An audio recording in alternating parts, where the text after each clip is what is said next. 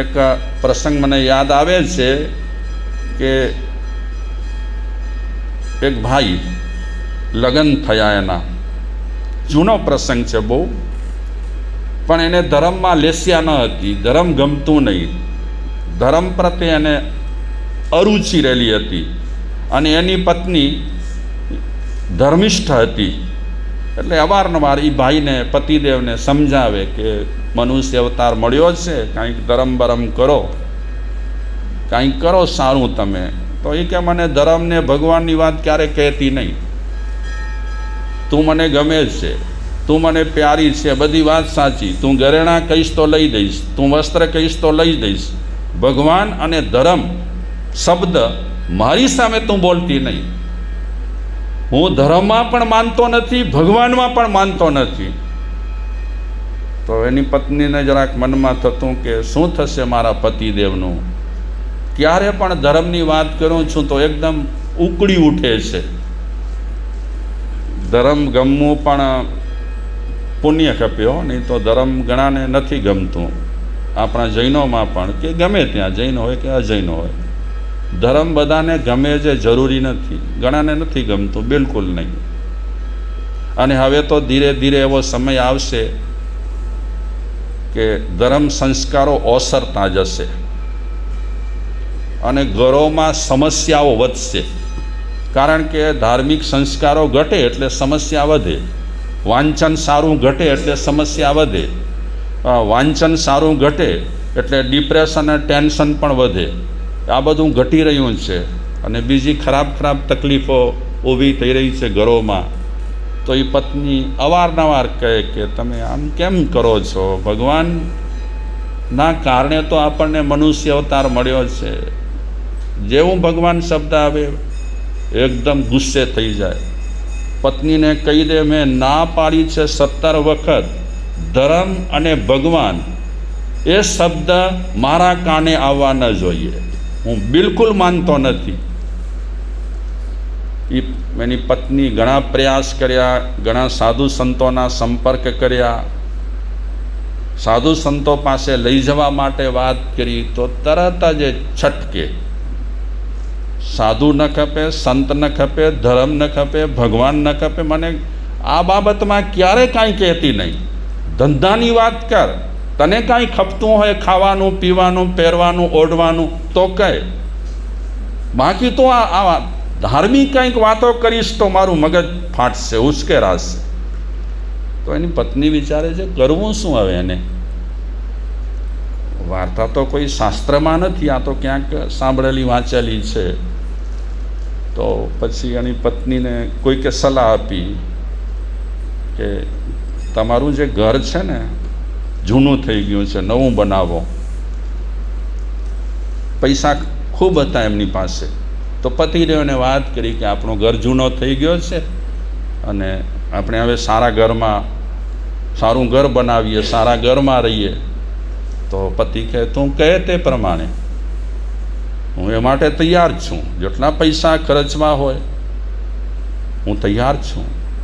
એટલે પત્નીએ કીધું કે આપણું ઘર એકદમ સરસ હોવું જોઈએ, માપરમાં માણસ જુએ ને તો એમ કહે કે આવો ઘર તો ક્યાંય નથી, એવો ઘર તારે બનાવવાનું.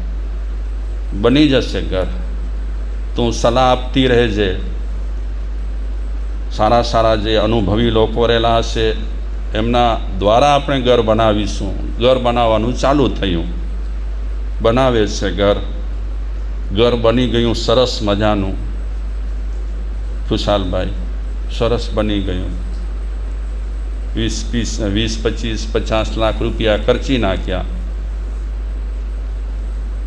પછી પત્ની વિચારે છે ઘર તો બની ગયું, વાસ્તુ થઈ ગયું, ગૃહ પ્રવેશ થઈ ગયો, પતિદેવ ખુશ રહેલા છે, પણ હવે ધર્મ બરમનું તો નામ વાત ન કરાય એમને, વળી ઉશ્કેરાય ને કામ બગડે. પછી કોઈકે આઈડિયા આપી, સલાહ આપી કે એમ કરો, તમારો ઘરનો જે ગેટ છે ને ગેટ, એમાં કોઈક ધાર્મિક સ્ટેચ્યુ રાખો, માની લો કે ભગવાનની મૂર્તિ રાખો. બેનને કોઈકે સલાહ આપી અને બેને સલાહ અમલમાં મૂકી અને ગેટનો જે હોય ને શું કહેવાય ડેકોરેશન એમાં સરસ મજાની એક મૂર્તિ મૂકી દીધી. હવે તો ભગવાનના નામથી જ એકદમ ભણકતો હતો. એમાં વળી ઘરના બરાબર ગેટમાં ઉપરના ભાગમાં એ ગોઠવાઈ. હવે જ્યારે જાય ત્યારે નીકળે ત્યારે તો કદાચ નજર ન પડે, પણ ઘરમાં પ્રવેશ કરે ત્યારે ક્યારેક ઉપર નજર પડતી, પણ તરત જ નજર આમ ખેંચી લેતો. એને ખબર પડી ગઈ કે ઉપર કોઈક મૂર્તિ છે, ખેંચી લે આમ નજર. જેમ જેમ આપણે ખેંચીએ ને તેમ તેમ આપણી આંખ આકર્ષાય. નિયમ છે, નિષેધ બરાબર આકર્ષણ. કોઈ આપણને કહે ને આમ ન કરજો, તો આપણું માનસ જ એવું છે કે એ તરફ જ આપણે વળીએ. અહીં હેન ગલી મેં ન જા પેલા સપને કર્યો આય અને ફૂંફાડા મારે તો વળી હિંમતવાળો કોઈ માણસ હોય એ વિચારે શું ફૂંફાડા મારશે. ખુશાલભાઈ કે હું જ જાઉં છું એ ગલીમાંથી. એ નિષેધ થાય એટલે માણસને આકર્ષણ થાય. આપણે જેમ જેમ કહીશું ને સંસાર ખરાબ છે, સંસાર ખરાબ છે, સંસાર ખરાબ છે, તેમ તેમ એ સંસાર તરફ આપણને આકર્ષણ થશે. ખરાબ છે એટલે આકર્ષણ. આપણે કહીએ ઘણાને કે બીડી ન પીજે, ભલા તારા શરીર માટે સારું નથી. ગુટકા ન ખાજે, શરીર માટે સારા ન કહેવાય. દારૂ ન પીજે. જેમ આપણે ના પાડીએ ને તેમ કચ્છી મેં જોવા જાય ભોરાઠો બને. ના નિષેધ કરીએ એટલે વધારે એ તરફ શેતાન થાય. તો અવારનવાર નજર એની ચડી જતી, પાછી પડી જતી. અને એક નિયમ છે, જેના તરફ આપણને દ્વેષ હોય ને એ વધારે આપણા મગજમાં ગોઠવાય. માની લો કે અત્યારે બહેનોને કોઈ બહેન તરફ નફરત છે. આમ તો દાખલો આપું છું, તમારે કોઈ મનમાં ન લેવાય ના હોય હોય નહીં. દાખલો આપું છું. માની લો મની ગણો નફરત હોય એકબીજા પ્રત્યે, તો મગજમાં કોણ રમતા હોય? એ કંકુમાં રમતા હોય. હા, રાત દિવસ કંકુમાના વિચાર આવે. એટલે નફરત હોય એના વિચાર વધારે આવે. દ્વેષ જેના પર હોય એના વિચાર વધારે આવે. રાગ જેના પર હોય એના વિચાર પણ વધારે આવે. તો આ ભાઈના મગજમાં ક્યારેક જોઈ હશે મૂર્તિ, પણ મગજમાં એવી ઠસી ગઈ અને નાની ઉંમરમાં ગુજરી ગયો. મરી કરી અને દરિયામાં એ માછલી થયો. તો આપ સૌ જાણો છો કે દરિયામાં કંઈક મોટી સૃષ્ટિ રહેલી છે. દરિયાની અનેક જાતની માછલીઓ છે દરિયામાં, છે ને? હા રશ્મિભાઈ, એ મોટી માછલીઓ પણ છે. કેટલી મોટી માછલીઓ ભરતભાઈ? માણસ કરતાં પણ મોટી વેલ માછલી જેવી માછલીઓ છે. કેટલી મોટી હોય? હા, તો ઘણી મોટી મોટી માછલીઓ હોય અને બધી માછલીઓના આકાર અલગ અલગ રહેલા હોય. એમાં એક માછલીનો આકાર આ ભગવાનની જે મૂર્તિ જોઈ હતી ને એવો હતો આકાર. તો આ માછલીએ પેલા ભગવાનના આકારવાળી માછલી જોઈ લો. સંસ્કાર પડી જાય ને ક્યારે ઉદયમાં આવે ખબર ના પડે. એને ઠાંસીને સંસ્કાર ભર્યા નહોતા, પણ એકાએક સંસ્કાર પડી ગયા હતા. મને પડી ગયા હતા. પણ જેવી ભગવાનના આકારે માછલી જોઈ તો એના મનમાં ચમકારો થયો, પેલી માછલીના મનમાં, કે આવું કાંઈક મેં જોયું છે ક્યાંક. આવું ક્યાંક મેં જોયું છે. તો આવું ક્યાંક મેં જોયું છે એવું વિચારતા અને એ માછલીને જાતિ સ્મરણ જ્ઞાન થઈ ગયું. અને જાતિ સ્મરણ જ્ઞાન થતાં અને એને ખબર પડી કે આગલા ભાવમાં હું માણસ તરીકે હતો. ધર્મ તરફ મને બિલકુલ નફરત હતી, ભગવાન તરફ મને નફરત હતી. એટલે હું મનુષ્ય જન્મ હારી કરી અને અત્યારે હું આ માછલી થયો છું. બસ જાતિ સ્મરણ જ્ઞાન થયું અને ઉદયકાળ સારો આવ્યો એ વ્યક્તિનો, એ જંતુનો, એ જીવનો, પછીથી તરી ગયો. એ સારી યોની મળી, આ માછલીનો ભાવ પૂરો કર્યા પછી સારી ગતિ મળી. તો હું કહેવા એ માગું છું કે કર્મ અને સંસ્કાર પડી જતા હોય તો આટલા ફાયદા કરતા હોય, તો મન સાથે આપણે સારા સંસ્કાર પાડીએ તો કેટલા ફાયદા થાય? હા, ઘણા બધા ફાયદા થાય. તો અભગસેન, એને સંસ્કાર કેવા મળ્યા હતા? ખરાબ. ચોરી ચપાટી, મારફાડ, લૂંટફાટ, આવા બધા સંસ્કાર મળ્યા હતા. અને એ બધું કરી રહ્યો છે, મારફાડ, ચોરી ચપાટી વગેરે. અને તમે ગઈકાલે સાંભળ્યું તો ખરું કે પુરી મતાલ નગરના રાજા, એની પાસે આની ફરિયાદો બહુ આવી છે અભગસેન ચોરની, અને ફરિયાદોના આધારે પકડવા માટે માણસોને પણ મોકલાવેલા હતા. પણ એ માણસો બિચારા મેથી પાક ખાઈ, અભગસેનનો મેથી પાક ખાઈને પાછા આવી ગયા છે.